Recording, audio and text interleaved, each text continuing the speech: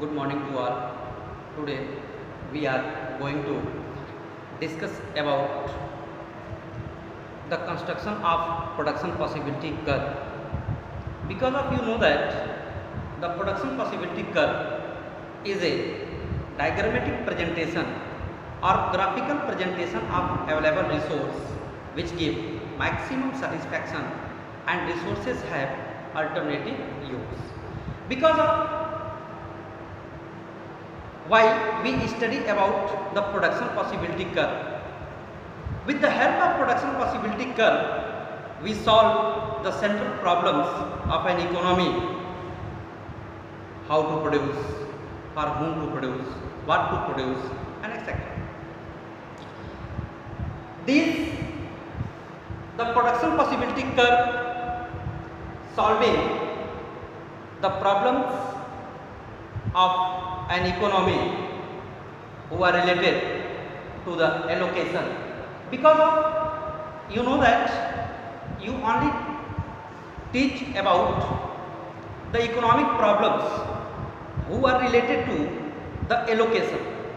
Because of every economy facing three types of economic problem, three types of central problems, and that problems related to allocation, related to distribution, and related to stabilization.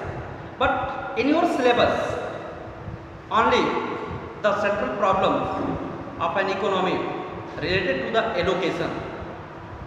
Other two not in your syllabus, related to distribution and related to stabilization.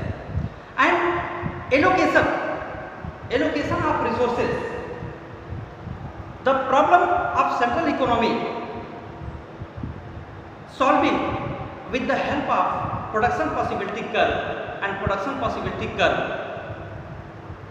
give the solutions and how to maximize and ensure the maximum utilization of available resources to produce goods and services.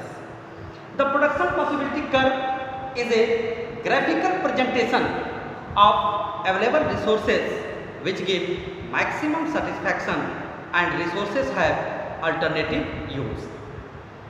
Then with the help of a numerical example, we construct a production possibility curve.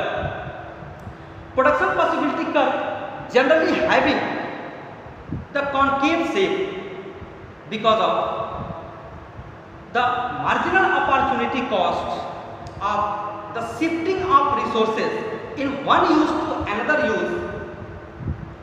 The per unit productivity goes to decline. That's why it's very simple. एक example से हम समझ सकते हैं. जैसे suppose करिए कि हमारे पास कुछ लेबर्स हैं जिसमें मेल लेबर है, फीमेल लेबर है. जो मेल लेबर है वो शूज़ बना रहे हैं और जो फीमेल लेबर है वो टेलरिंग का काम कर रही है. अगर हमें शूज़ का प्रोडक्शन बढ़ाना है तो because of resources are limited, तो हमारे पास जो रिसोर्सेज है, मैन पावर है, जो लेबर है वो लिमिटेड है. तो जब हमें शूज़ की डिमांड बढ़ जाएगी तो हम टेलरिंग से जो लेबर्स हैं उनको शिफ्ट करेंगे शूज़ के प्रोडक्शन में. तो जब उनको वहाँ से यहाँ शिफ्ट करेंगे तो वहाँ सबसे जो बेस्ट एम्प्लॉय होगा, जो बेस्ट प्रोडक्टिव पर्सन होगा, उस बेस्ट प्रोडक्टिव पर्सन को हम पहले शिफ्ट करेंगे. एंड अगेन धीरे धीरे जब उनकी शिफ्टिंग होती जाएगी तो जो शिफ्ट हो रहे हैं टेलरिंग से शूज़ के प्रोडक्शन में उनकी प्रोडक्टिविटी धीरे धीरे कम होती चली जाएगी. इट मीन्स कि जो हमारा सेक्रीफाइस होगा वो बढ़ता चला जाएगा और गेन कम होता चला जाएगा. यही रीज़न है कि production possibility curve generally concave shape में होता है. With the help of A numerical example, एक न्यूमेरिकल एग्जाम्पल लेकर के अगर हम प्रोडक्शन पॉसिबिलिटी कर्व को कंस्ट्रक्ट करें तो हम देखते हैं, अगर सपोज करिए दो गुड्स हैं एक्स एंड वाई और एक्स एंड वाई का हम प्रोडक्शन कर रहे हैं. एक्स 0 यूनिट है और y 20 यूनिट्स है, x यूनिट x की 1 यूनिट का प्रोडक्शन करते हैं तो निश्चित रूप से यहाँ से जो लेबर जो रिसोर्सेस हैं वो यहाँ से यहाँ शिफ्ट होंगे, तो यहाँ पे आउटपुट प्रोडक्शन कम होगा। सपोज करिए ये हो गया 18। नेक्स्ट x यूनिट प्रोड्यूस करने के लिए अब हमें यहाँ जो सेक्रीफाइस हमने किया, अब निश्चित रूप से उससे ज़्यादा हमको सेक्रीफाइस करना पड़ेगा। तो अब जो हमारा सेक्रीफाइस है वो हो गया ये 15 यूनिट का हम प्रोडक्शन कर रहे हैं 1 यूनिट x को पाने के लिए। अगेन नेक्स्ट यूनिट x का प्रोडक्शन हम बढ़ाते जाते हैं तो y का प्रोडक्शन कम होता चला जाएगा। अब ये हो गया 11। यहाँ पे 4 यूनिट का हम प्रोडक्शन करते हैं, अब ये हो गया 6 यूनिट। अब यहाँ पे 5 यूनिट का प्रोडक्शन किया हमने, अब ये हो गया 0 unit.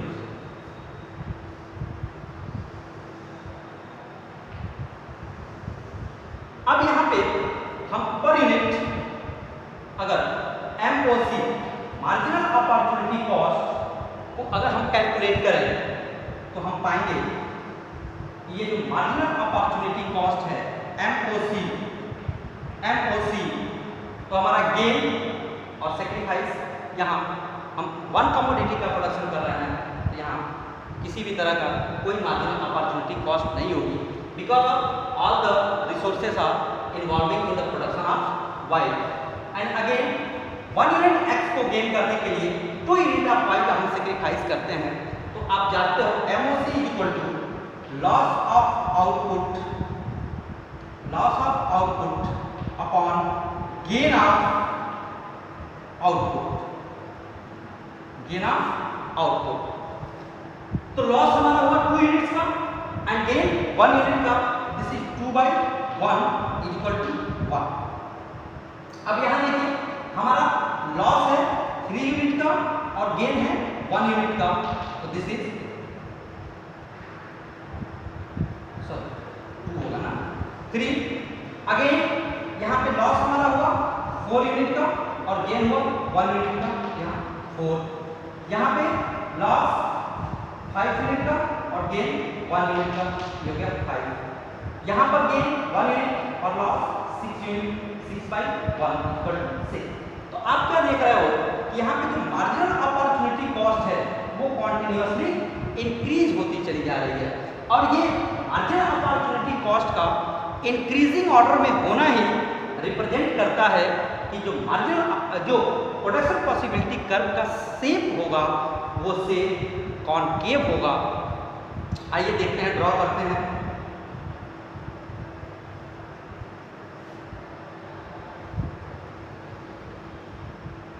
X axis origin, Y axis 1 2 3 4 5, यहाँ 5 10 15 20, 5 10 15 20, 1 2 3 4 5। अब देखिए यहाँ पे 20 यूनिट आप y का प्रोडक्शन कर रहे हैं तो x का प्रोडक्शन हमारा 0 है।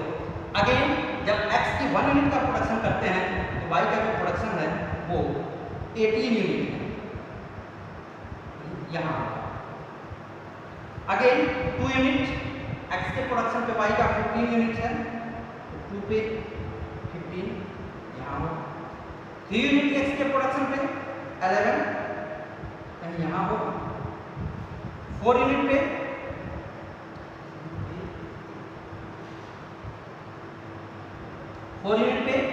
6 है, यहाँ हो, और 5 पे y 0 है। अब इनको हम मिला दें स्मूथ हैंड से तो हम देखेंगे ये ठीक है, ये हमको मिला प्रोडक्शन पॉसिबिलिटी का। कर्व के ये जो पॉइंट्स हैं, अगर हम इसको नाम दे दें ए, बी, सी,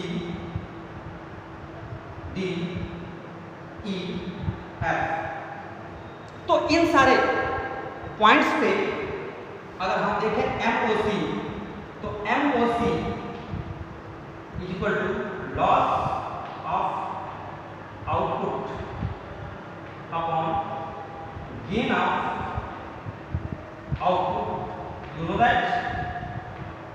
देन MOC का अगर मैथमेटिकली टर्म में अगर हम देखें तो ये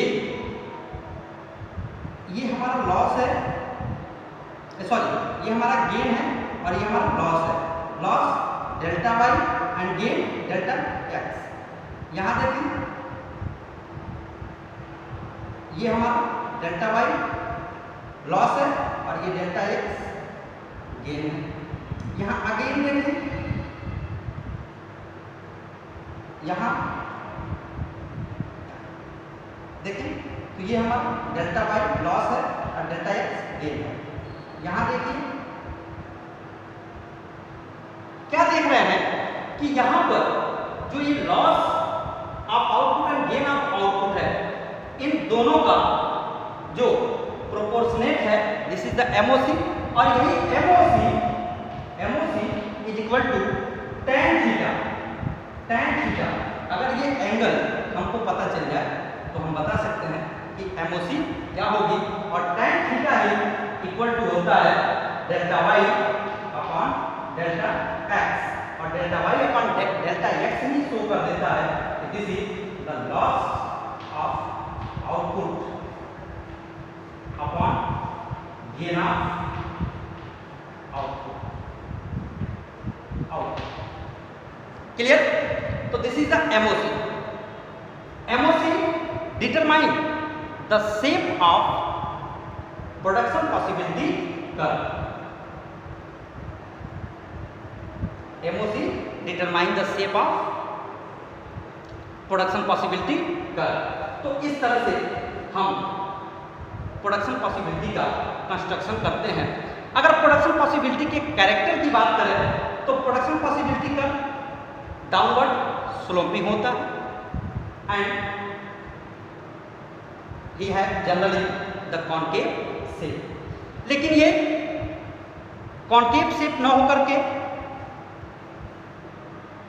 स्ट्रेट लाइन भी हो सकता है और कॉन्वेक्स टू द ओरिजिन भी हो सकता है, जब ये डिपेंड करेगा कि हमारा MOC क्या है।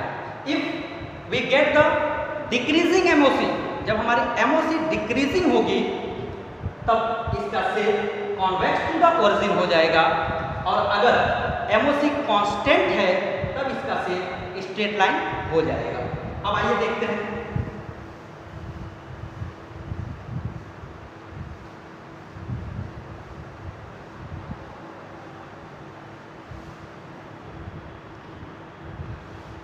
X good, Y good,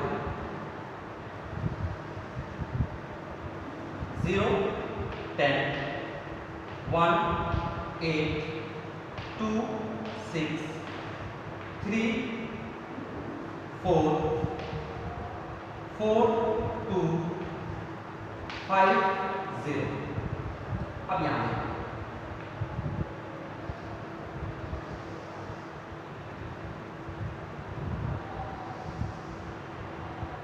पर हम क्या देख रहे हैं, अब यहाँ MOC निकाल लें, हमको पता चल जाएगा एक्चुअल इनकी सिचुएशन क्या है।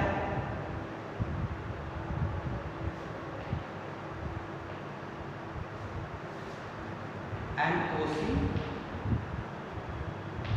कुछ नहीं होगा क्योंकि all the resources shifting on production output wise. यहाँ पे लॉस है 2 और गेन है 1 इक्वल टू 2। लॉस है 2, गेन है 1 इक्वल टू 2। लॉस है 2, गेन है 1 equal to 2। Loss 2, gain 1 equal to 2। Loss 2, gain 1 equal to 2। तो हमने क्या देखा कि यहाँ पर तो हमारी जो मार्जिनल अपॉर्चुनिटी कॉस्ट है वो कांस्टेंट है। अगर इसको हम ग्राफ पेपर पे ड्रॉ कर दें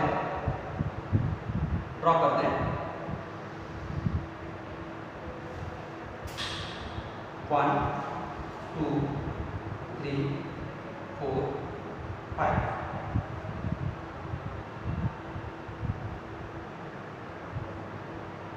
2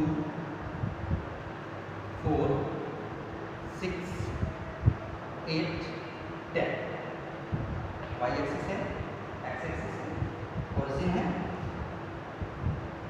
10 unit y, then x 0, y good है यहाँ और यहाँ x गुड है, x गुड है 10 है तो x 0 है, ये 1 है तो ये 8 है 2 4 6 8 10 1 2 3 4 5 1 है तो 8 है 2 6 3 4 4 2 and 5 0। अब इस लाइन को मिला दें तो देखो ये एक स्ट्रेट लाइन होती है, straight line, straight line. It means it shows that PPC production possibility curve shows the straight line because of the constant MOC। तो ये कांस्टेंट MOC ये शो कर देता है कि जो हमारा PPC का शेप होगा वो स्ट्रेट लाइन होगा। ऐसे ही अगर ये डिक्रीजिंग हो जैसे 5 4 3 2 1 तब इसका shape convex to the origin हो जाएगा, जिसके बारे में हम अपने नेक्स्ट वीडियो में डिस्कशन करेंगे। थैंक्स बेटा, थैंक्स टू ऑल।